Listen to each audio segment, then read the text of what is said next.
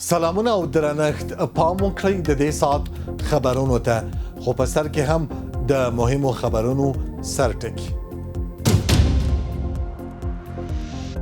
د افغانستان او پاکستان د ګډ راتلونکي لپاره پر خبرو ټینګار په پاکستان کې افغان سفیر وایي هیڅ هیواد ته اجازه نه ورکوي چې خاورې زموږ پر ضد وکارول شي. افغانستان نه د تقابل سیاست مخته وړي او نه هم هیڅ چاته اجازه ورکوي چې خپل خاوره د بل هیواد د امنیت او ثبات پر ضد وکاروي. په ورته ډول موږ هم یقین او باور لرو چې د افغانستان مشروع امنیتي اندېښنې به په همدې روحیه درک او درناوی وکړای شي.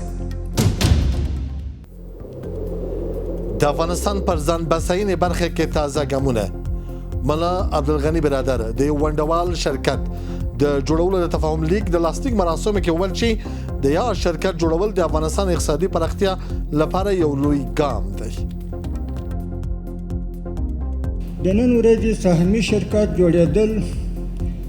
باید د یو نوي اقتصادي حرکت د پیل نقطه وګرځي.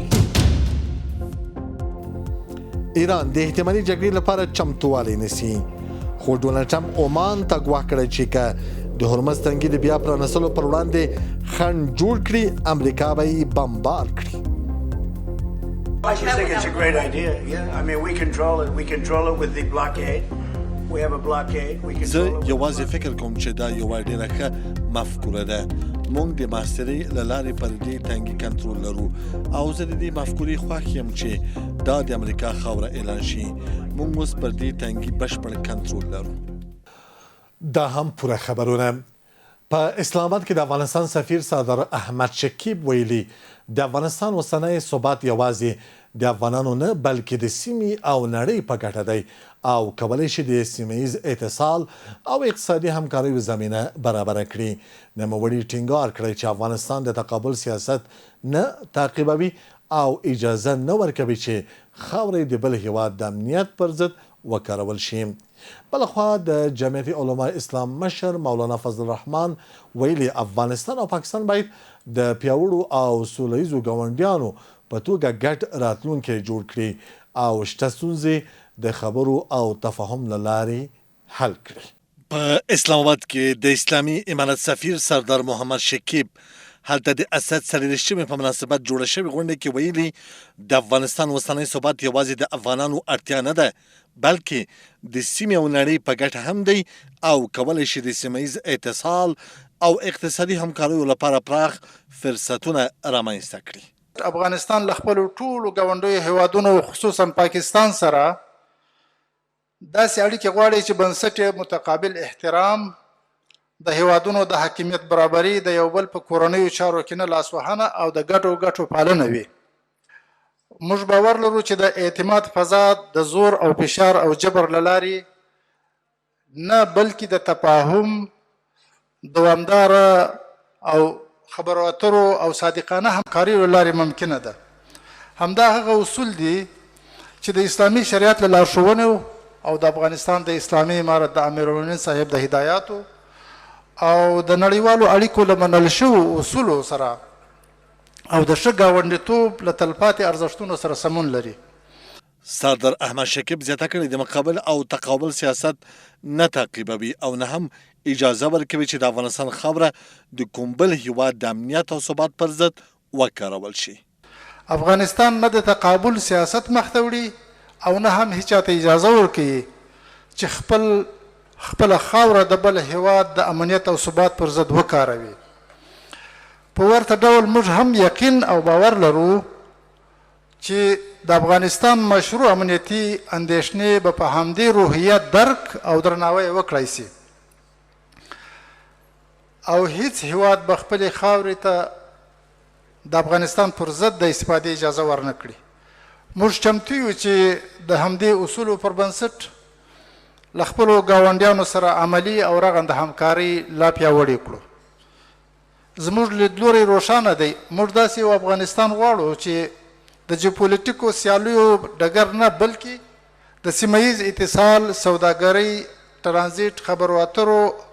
او همکاریو پل جوړ شي. په همدې حال کې د پاکستان د جمعیتي علماء اسلام ګوند مشر مولانا فضل الرحمن ویلي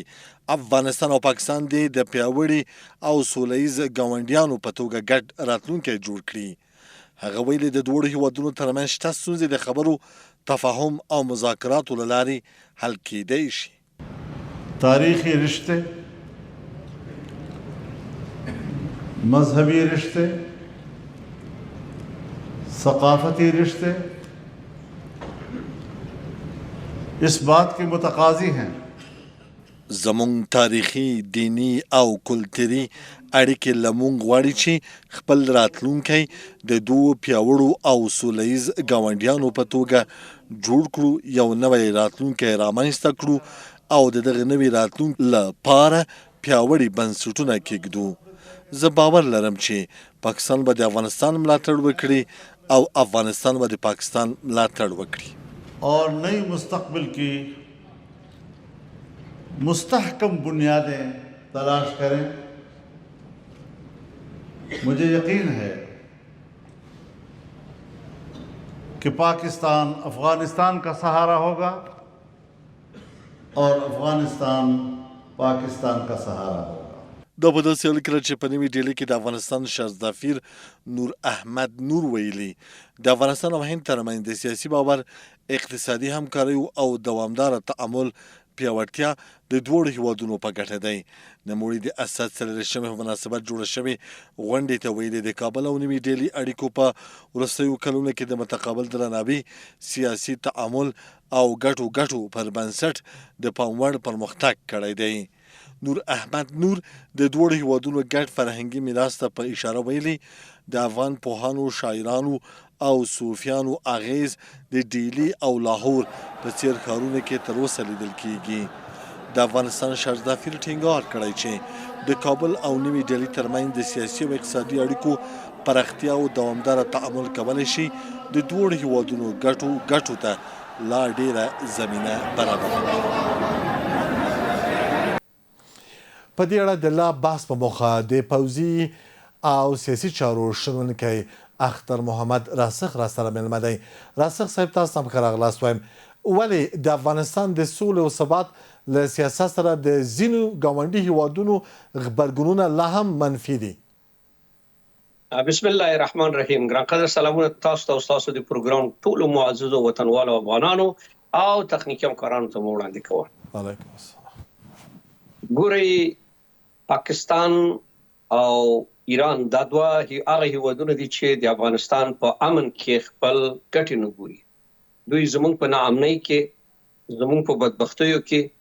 زموږ په وینو تویولو کې، زموږ په تباهۍ کې دوی خپل اقتصادي ګټې ګوري او لیدلې دي او بیا هم تلاش کوي چې هماغه لار او ګودرونه دوی جوړ کړي. نو که زه داسې وایم چې مداخلات د دوی له ادرسه شوې ده، لا تر اوسه افغانستان د دوی په خاوره کې د دوی د حاکمیت تر چتر لاندې نه نیابتي ګروپانې جوړ کړي او نه هم د مداخلاتو لاره خپله کړې ده، نه هم د افغانستان خاوره د دوی د نظامونو د ړنګولو لپاره استعماله شوې ده. نو بناً دا دوی ول چې د دوی خاوره، د دوی حاکمان، د دوی نظامی قوه، د دوی استخباراتي قوه ټول زمونږ د بدبختیو او زمونږ د تباهۍ لپاره استعماله شوې ده او نیمه پیړۍ په دغه لړ کې اسناد لرو، شواهد لرو. یو هیواد موږ ته افغانه جوړه کړله، بل هیواد موږ ته اشغانه جوړه کړله. نو بناً د پاکستان خپل ګټې زموږ په نامنۍ کې په ده ګوري چې زموږ د کونړ اوبه، زموږ د ځنګلونو ونې او قیمت بها لرګي، زموږ د غرونو معدنیات او زموږ دغه د 300 کلو دار او ندار چې افغانانو جوړه کړې وه، نظامی قوه، هوایي قوه، اقتصادي قوه، حتی فرهنګي قوه، دا ټول زموږ له لاسه دوی په همدغه لوبو کې خپل بانکونو ته انتقال کوي، خپل اقتصادي زیرمو ته انتقال کوي او افغانستان نیمه پیړۍ په جګړو کې، په مذهبي جګړه، په سیاسي جګړه، په نظامی جګړه، په اقتصادي جګړه کې لاس او ګریوان کړی دی. بناً پاکستان خپل نه غواړي چې افغانستان سره د ښو اړیکو، د ډیپلوماټیکو لارو او د مشکلاتو د حلولو لار خپل کړي. نو زه ویلای شم افغانستان نن چې په دغه حالاتو کې قرار لري، دا د پاکستان د مداخلاتو له ادرسه دی. دا چې نن دغه لوبه څه مخه اړولې ده او د خپل د لوبې قربانیان هم د پاکستان ولسونه شوي، دا زه فکر کوم چې دا به د دوی د هغه د کښت ثمره وي چې دوی خپل د کښت ثمره خپل ګوري. بله راسخ صاحب په داسې حال کې چې د پاکستان ولس او سیاسي ګوندونه له کابل سره ښې اړیکې غواړي، خو ولې د اسلام آباد هغه ځانګړې کړۍ له کابل سره د خبرو او تفاهم پر ځای د فشار سیاست غوره کوي؟ ګورئ اصلا که داسې ووایي چې وایي قضاوت د صادقانه وکړو، د پاکستان سیاسیون هم د همدغه نظامیګرانو د سیاست سره تړلې او همکاران ول او همکاران دي. همدغه فضل الرحمن چې نن د خو اړیکو تمه کوي او د خو اړیکو ویناوي کوي، دای هم د افغانستان د تباهۍ لپاره فتواوي د پلار او د دغه ټول ادرس دوی د افغانستان د تباهۍ لپاره دوی خپل ګامونه او قدمونه پورته کړي او فتواوي صادرې کړي دي. خو اوسنی حالاتو کې چې پاکستان خپل په دې خپل لومه کې ګیر راغلی او په خپل لوبه کې د ماتې سره مخ دی، خپل لوبه کې د ترجیح سره مخ دی، په خپل استخباراتي کړنو کې د خپل د ولسونو په تباهۍ کې د دوی چیرې شاسوي ده. اوس دوی غواړي چې د سیاسيونو له ادرسه دغه د روغې جوړې او د ډیپلوماټیکو لارو هموارول او د تجارتي لارو د خلاصون لپاره دوی اوس ګامونه پورته کوي. څنګه چې په دغه نیمه پیړۍ کې د افغانستان سره چې په ډیورن په کرخه باندې دغه لارې او ګودرونه د تجارت و، دا دوی په وخت او زمان سره د افغانانو د زیانمن کول لپاره، د افغان د تجارانو د زیانمن کول لپاره، د افغانستان د اقتصاد د زیانمن کول لپاره دوی د لارې به ګودرونه به بندول. مګر کله چې دغه لاره اقلن په افغانستان کې یو څوک پیدا سو چې ویلنه نور نه خلاصوم، تر هغه نه خلاصوم تر څو پورې پاکستان مونږ ته یو قوي ضمانت رانکړي او دغه لارې او ګودرونه او دغه د تجارت موضوعات په سیاست کې دخیل نکړي. نو بناء دا اولین ځل و چې د افغانستان له ادرسه دغه یو اقدام ته لار خپل کړله او دا د مولا برادر پریکړه و چې پاکستان نن لرزولای او پښتانه او بلوچستان هم په دې لوبه کې چې د دوی زیانونه او اقتصادي زیانونه سره مواجه دي، هغه هم د پاکستان په وړاندې په زغرده درېدلي دي او د پاکستان هغه اساسي اهداف چې دا و چې پښتانه او بلوچستان او افغانان په دې سیمه کې د ناامنۍ، د فقر او د بیچارهګۍ سره لاس او ګریوان وي، بنا ان دغه پلانونو په وړاندې دوی اوس هم خپل درېدلي دي او په دې باندې متوجي شوي دي چې د افغانستان په ناامنۍ کې د دوی ناامني هم نغښتې، د افغانستان په بدبختۍ او پر ورانۍ کې د پښتنو او د بلوچستانو ناامني او بدبختی پکې نغښتې وي. بله راسخ صاحب، د افغانستان او پاکستان ترمنځ کله چې اړیکې ترنګل شوې، چین، عربستان، ترکیه هڅې وکړې چې دغه اړیکې عادي حالت ته وګرځي. آیا د کابل او اسلام آباد ترمنځ د اړیکو د ښه کېدو لپاره د دریم هیوادونو منځګړیتوب اوس هم اړتیا شته؟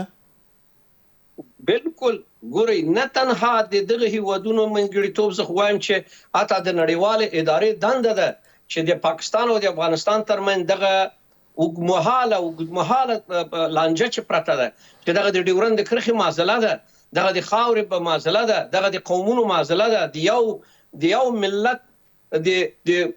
ټوټې کېدو معضله ده، دغه کچېرې دوی وشي کولی دغه ته په بنیادي شکل سره د حل لاره ولټوي او دې میدان ته دوی ودانګي چې اقلا دغه معضله حل سي چې افغانستان نور د پاکستان د هدفي جګړو په میدان باندې بدله نشي. افغانستان اقلا د استخباراتو د آی اس آی د استخباراتو د جګړهیزو حالاتو نه اقلا د یو ښه روابطو او د ډیپلوماټیکو روابطو د تامین او د یو ښه ګاونډیتوب په ترڅ کې اقلا دوه ملکونو سره ژوند وکړي او د ولسونو اقلا د امن فضا رامنځته شي او امن په فضا کې د ورورولۍ، د اسلامیت او د انسانیت او د نړیوالو قوانینو په احترام سره دغه ژوند وکړي. دا د دوه هیوادونو او د نړیوالې ادارې دنده هم دغه دی چې باید دغه مشکلات ته دوی ودانګي. مګر دا چې چین، سعودي عرب او امارات او ترکیه الیزلې وکړي او آلته ثابته شو چې پاکستان د امارت اسلامي نه داسې غوښتنې لرلې چې نه د نړیوالو قوانینو سره سمون خوړ او نه د ګاونډیتوب او نه د اسلامیت او نه د انسانیت. نو بنان پاکستان غوښته چې د غربي نړۍ په اشاره چې د بګرام د میدان د نیولو او د واخان د کوریډور د نیولو لپاره چې یوه برخه د میدان د بګرام میدان د امریکا ته تحفه ورکول او د واخان کوریډور د نیولو لپاره چې هغوی خپل لاره د تاجکستان سره د تجارت لاره جوړه کړي بناء د دغه دوه اهدافو لپاره پاکستان یو نوې لوبې ته او نوې جګړې ته لاره خپله کړله. هغه هم د امریکا د شین چراغ د ترامپ د وینا سره سم. تاسو ته بهتره معلومه ده چې څو ځلې د پاکستان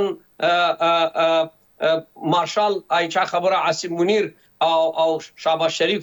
د ترامپ سره لیدنه وکړه او همدا به ویل چې دا یو بهانه و چې د ټي ټي پی خبرې او د ټي ټي پی حضور په افغانستان کې ټي ټي پی په واضح ویډیوګانو کې په اعلان کړی ده چې زه په خپل خاوره زه په خپل حاکمیت زه د پاکستان په دغه ځای کې پروت یم مهرباني. نو وخت چې دوی خپل جګړه د ټي ټي پی په وړاندې مهارولای نشي دوی بیا دغه پړه په افغانانو اړوي او افغانان تر اوسه د تشمن سوي نه ول چې موږ د دوی په وړاندې اقلا نیابتي ګروپان تقویه کوو او یا جوړ کو او د خپل د خاورې د ازادۍ لپاره د دوی د په وړاندې وجنګو. مګر دغه جنگ جګړه چې تاسو ګورئ چې په افغانستان کې اوس پرون په بدخشان کې دا اوس چې په دشت برچي کې دغه د انفجار لاره خپلوي یا د افغانانو د وژنې لپاره تاسو ولید چې هوایي بمباردونه اته د روغتو مریضانو په پروختون باندې په پهنتون د کونړ باندې په کلو باندونو باندې په پکتیکا او پکتیا او په خوست او قندهار باندې دغه ټوله هغه لوبه ده چې دوی په 1992 کال د مجاهدینو پر اتاک سره د افغانستان کې د مداخله او د مداخلاتو لار خپل کړله. د هغه جګړې تسلسل دی. دوی بیا غواړي چې افغانستان هغه څه وکړواله سي او د 80 میلیارډ ډالر سلا چې په افغانستان کې د غربي نړۍ نو د تیرسیوي جمهوریت د اردن پاتې ده دغه دوی ترلاسه کی او د مدنیاتو شروع لپاره یو ځل بیا چې څنګه چې د پنځشیر زمرد د بدخشان یاقوت او نور د زیرمې اچا خبره قیمت بها کیږي دا د دوی په بانکونو کې او د دوی د اقتصاد کې استعمالیدله بیا د دوی د بازارونو ګرمول لپاره همدغه جګړو ته لار خپلول کې غواړي. بیا غواړي چې د کونړ د نختر لرګي بیا د دوی په د عربي په ملکونو کې دوی خرج کی او د لغمان او د ننګرهار او د افغانستان د معدنیاتو نه دوی بهرمن سي. نو بنا دغه جګړه کې د پاکستان اقتصادي ګټې پرتی دي او دغه جګړه تر هغه پورې مختصي په افغانستان کې ترڅو افغانان د دوی اصلي څیره وپیژني او په افغانستان کې چې نیمه پیړۍ دوی جاسوسي استخباراتي کړۍ لري هغه کړۍ او هغه جاسوسي څیرې اقلا نه محاکمه ته کړسي او یا په ځای کې نه ولسي ترڅو دغه سي د جنگ او د جګړو لار نور پراخه نشي او په زمين په افغانستان کې د امن او د ترقۍ لاره پراخه او جوړه شي. مننه. د سیاسي او پوځي چارو شروونکی اختر محمد راسخ په خبرونه کې مله ګډون څخه نړۍ مننه کور موادان راسخ سره د یک تلویزیون قدرمنو او معزز لیدونکو زما خبري سرویس پام دی ځای پای ته ورسید تر بیا ښه چارې